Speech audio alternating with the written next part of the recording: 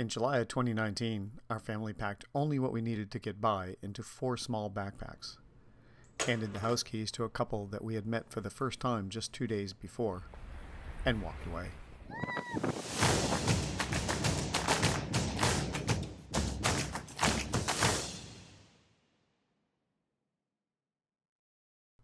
Walking would become our primary focus in the days and weeks ahead.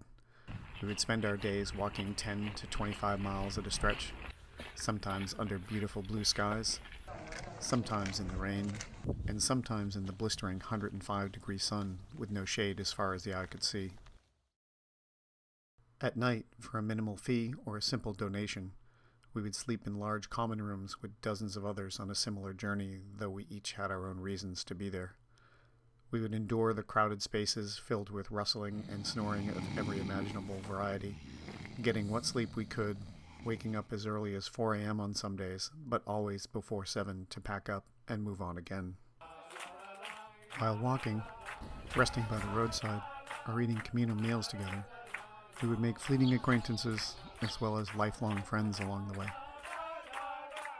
It would be 500 miles before our journey would come to an end, tired, sunburned, and not without injury. But this time spent together as a family would change each of us in ways we would recognize immediately and in ways we would not discover for years to come. We walked from Saint-Jean-Pied-de-Port in France, over the Pyrenees, and across the breadth of Spain to reach our destination at the Cathedral of Santiago de Compostela, or Campas Stelae, the Field of Stars. We walked the Camino de Santiago along the Camino Frances together as a family. The Camino has a way of staying with you, and it would remain with all of us for the rest of our days. We had started our Camino on Saturday, July 6, 2019. Now, in 2024, the days and dates have aligned again as this year July 6 falls again on a Saturday. With the Camino calling me back and the coincidence of the dates falling on the same days, I was compelled to return to the Camino again in 2024, though this time I would be going alone. Will walking the Camino alone take something away from the previous trip with the family? Am I up for another 500 miles or more on foot across Spain? Can you capture lightning in a bottle twice?